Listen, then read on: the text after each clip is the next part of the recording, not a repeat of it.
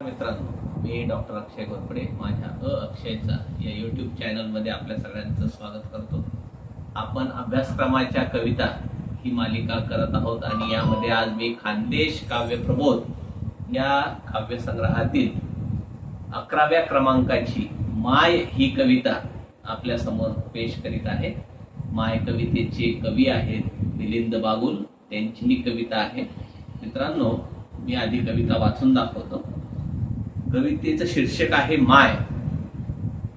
मायच्या मायेनं गहीवरून आल्यानं ओथंबलेल्या आसवांना वाट करून देत, तिनं वाहिलेल्या आयुष्यातल्या ओझ्यांचा हिशेब जुळवत, ताळेबंद ठरवत मला मी विचारत असतो.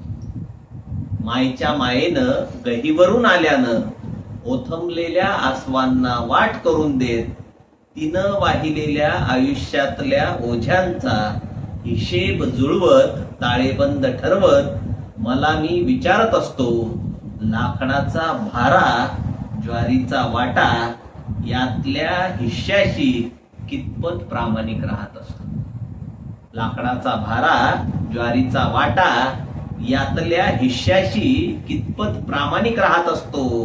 मायच्या चेहऱ्यावरच्या सुरकुत्या मोजत, मायच्या स्वातंत्र्याचा पाढा वाचित. मायच्या चेहऱ्यावरच्या सुरकुत्या मोजत, मायच्या स्वातंत्र्याचा पाढा वाचित, बापाचा न्याय अन्याय यांचं समीकरण जुळवीत बसतो.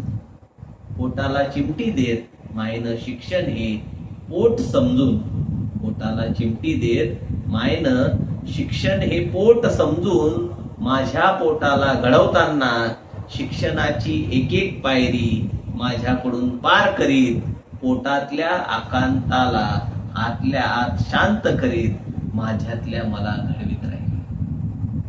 आज तिला आलेल्या सुखाच्या दिसात, आज तिला आलेल्या सुखाच्या दिसात तमाम सनातन्यांना तिचं सुख पाहवत नाही. आज तिला आलेल्या सुखाच्या दिसात तमाम सनातन्यांना तिचं दुःख, तिचं सुख पाहवत नाही. तिनं आणि तिच्या मेळ्यातल्या स्त्रियांनी, तिनं आणि तिच्या मेळ्यातल्या स्त्रियांनी शिकवलेल्या आपल्या मुलांना धनसंपत्ती समजून चष्म्यातून डोकावताना, त्यांच्या आसवाशी संवाद साधताना, मायच्या झिंगून गेलेल्या केसांना तेल लावीत, हिनं दाखवलेला मेळ मायच्या स्वप्नाला साकारत गेला, मायच्या स्वप्नाला साकारत गेला. मित्रांनो, अतिशय सुंदर अशी ही कविता आहे. कवीने कवी मिलिंद बागुल हे खानदेशातील अतिशय महत्वाचे कवी आहेत. त्यांच्या संदर्भ माझे जातीचे, तेवढेच संदर्भ आमचे हे काव्यसंग्रह त्यांचे प्रसिद्ध आहेत.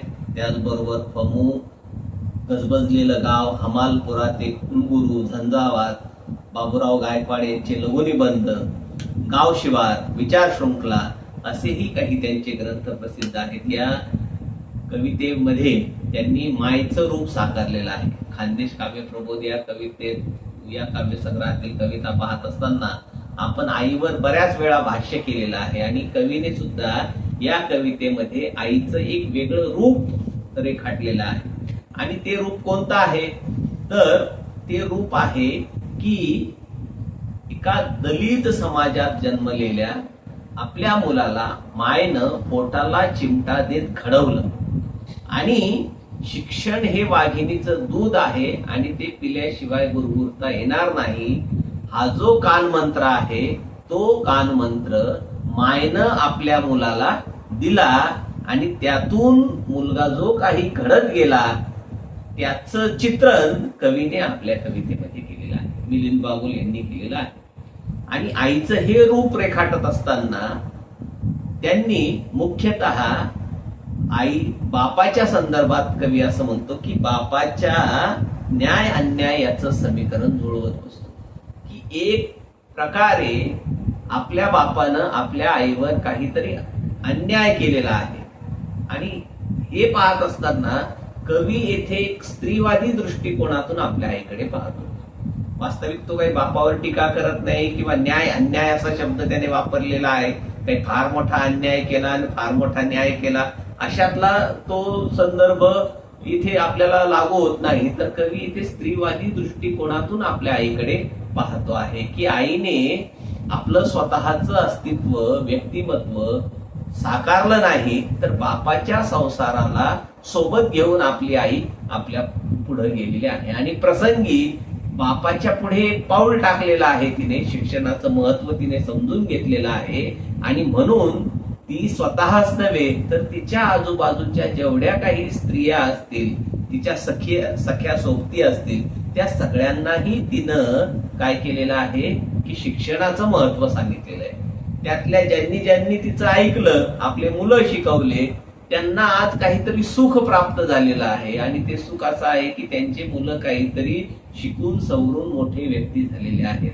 आणि म्हणून कवी म्हणतो की सनातन्यांना तिचं सुख पाहवत नाही, कारण सनातनी असं म्हणतानाही कवीला हे अपेक्षित आहे की आईने ज्यावेळेस सांगितलं की शिक्षण हे महत्वाचं आहे, पोटाला चिमटा काढून का होत नाही, आपलं आपल्या मुलाच्या पोटाला आकार घडवला पाहिजे, हे जे कवी बोलतो ना ते त्यातूनच आलेलं आहे. आणि म्हणून आज ते लोक पश्चाताप करतात की ज्यांनी आईचं ऐकलेलं नाही. आणि म्हणून कवीने हे एक चित्र रेखाटलेलं आहे. आणि या कवितेची जर तुम्ही हे बघितली, एकंदरीत तिचं वातावरण आणि परिसर पाहायचा जर आपण ठरवला, तर आई म्हातारी झालेली आहे आणि म्हाताऱ्या आईकडे पाहून कवीच्या मनामध्ये ही भावाभिव्यक्ती जी आहे ती व्यक्त झालेली आहे. आणि ही भावाभिव्यक्ती, आणि म्हणून मग तो इतिहासात डोकावतो, आपल्या भूतकाळात रमतो आणि भूतकाळात हे जे काही सगळे प्रसंग घडलेले असतात ते सगळे प्रसंग त्याच्या डोळ्यासमोर चितारून जातात आणि मग काय होत आहे की ही कविता साकार होते. अतिशय सुंदर अशी ही कविता आहे, मुक्त छंदात लिहिलेली आहे, गद्यप्राय आपण जरी या कवितेला असं म्हटलं तरी हरकत नाही, कारण या कवितेमध्ये लय शोधताना, छंद शोधताना आपली अतिशय दमछाक होऊ शकते. कविता वाचत असताना कुठेतरी आपल्याला विराम घ्यावा लागतो, कुठेतरी आपल्याला थांबावं लागतं.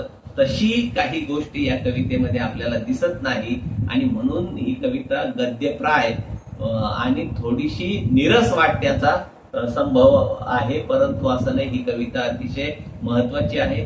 मित्रांनो, माझ्या प्रज्ञेची मुळाक्षर या ब्लॉग मध्ये मी या कवितेच्या संदर्भात अतिशय महत्वाचं असं परीक्षण सुद्धा लिहिलेलं आहे. जिज्ञासू जे काही आपले विद्यार्थी असतील, ज्यांना नोट्स पाहिजे असतील, तर त्यांनी या ब्लॉगची लिंक मी माझ्या डिस्क्रिप्शन बॉक्स मध्ये देणार आहे.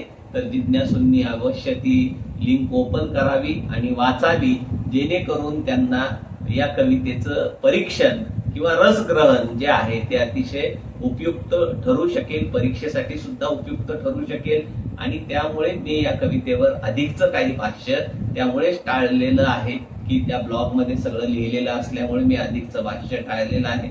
मित्रांनो, ही कविता आपल्याला कशी वाटली? ही कविता आवडली असेल तर माझा व्हिडिओ लाईक करा, शेअर करा, आपल्या विद्यार्थी मित्रांना शेअर करा. तुम्हाला जर असेच व्हिडिओ पाहायचे असतील तर मला कमेंट करून कळवा. माझ्या या ब्लॉगवर सुद्धा प्रतिक्रिया द्या, या व्हिडिओवर सुद्धा प्रतिक्रिया द्या आणि असेच नवे नवे व्हिडिओ घेऊन मी तुमच्या समोर येणार आहे. तर माझ्या चॅनलला तुम्ही सबस्क्राईब करा, बेल आयकॉनचं बटन दाबा. धन्यवाद.